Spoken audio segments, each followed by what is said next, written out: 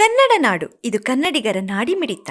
ನಮ್ಮೂರ ಶಾಲೆ ಮುಚ್ಚೋಕೆ ನಾವು ಬಿಡುವುದಿಲ್ಲ ಬಿಡುವುದಿಲ್ಲ ಬಿಡುವುದಿಲ್ಲ ಬಿಡುವುದಿಲ್ಲ. ಶಾಲೆ ಮುಚ್ಚುವ ಸರ್ಕಾರಕ್ಕೆ ಧಿಕ್ಕಾರ ಧಿಕ್ಕಾರ ಧಿಕ್ಕಾರ ಧಿಕ್ಕಾರ. ಬೇಕೇ ಬೇಕು. ನ್ಯಾಯ ಬೇಕು. ಇಂದ ಇಲ್ಲಿ ನಾವು ತಮ್ರಳ್ಳಿ ಬಂದಿದೀವಿ. ತಮ್ರಳ್ಳಿ ಶಾಲೆ ಗೋಟೂರ್ ಶಾಲೆನ ಮೋಕ KPS ಶಾಲೆ ಮಾಡ್ತಿದ್ದಾರೆ. ನಮ್ಮ ಇಲ್ಲಿ ರೈತರು ವಿರೋಧ ಇದೆ. ಯಾಕಂದ್ರೆ ಇಲ್ಲಿಂದ 3 ರಿಂದ 4 ಕಿಲೋಮೀಟರ್ ಆಗುತ್ತೆ ಮೋಕ ಹೋಗ್ಬೇಕಂದ್ರೆ. ಇಲ್ಲೆಲ್ಲ ಬಡ ಮಕ್ಕಳು, ರೈತರ ಮಕ್ಕಳು, ಕೂಲಿ ಕಾರ್ಮಿಕರು ಹೋದಂತ ಶಾಲೆ ಇದು.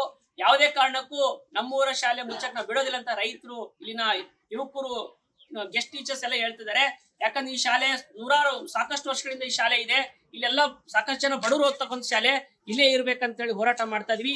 AIDS ಅಖಿಲ All India Democratic Student Organisation ಇಡೀ ರಾಜ್ಯಾದ್ಯಂತ, ಇಡೀ ಕರ್ನಾಟಕದಲ್ಲಿ ಏನ್ ರಾಜ್ಯ ಸರ್ಕಾರ 40,000 KPS ಶಾಲೆ ಮಾಡಕ್ ಹೋಗ್ತಿದ್ದಾರೆ. ಒಂದೇ ಒಂದು ಶಾಲೆ ನಾವು ಮುಚ್ಚಕ್ ಬಿಡಂಗಿಲ್ಲ. ಯಾವುದೇ ಕಾರಣಕ್ಕೂ ಶಾಲೆ ಮುಚ್ಚಬಾರ್ದು ಅಂತ ಹೇಳಿ AIDS ಇಂದ ಹೋರಾಟ ಮಾಡ್ತಾ ಇದೀವಿ.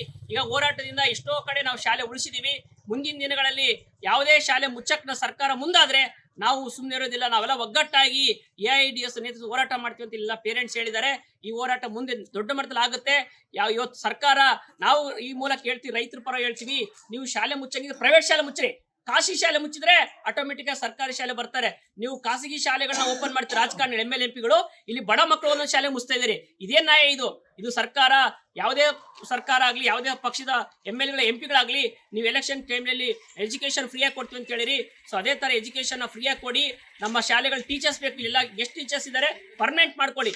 ಗೆಸ್ಟ್ ಟೀಚರ್ಸ್ ಗಳ ಜಾಗದಲ್ಲಿ ಪರ್ಮನೆಂಟ್ ಟೀಚರ್ಸ್ ಬೇಕು.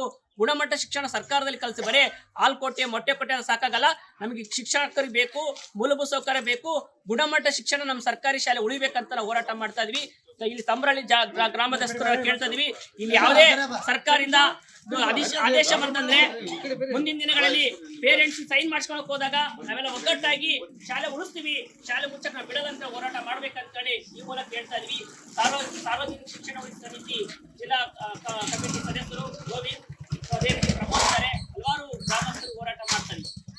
ನಮ್ಮ ಸಮಗ್ರ ಸುದ್ದಿಗಳಿಗಾಗಿ ತಪ್ಪದೆ ನೋಡಿ ಕನ್ನಡ ನಾಡು ವಾಹಿನಿ.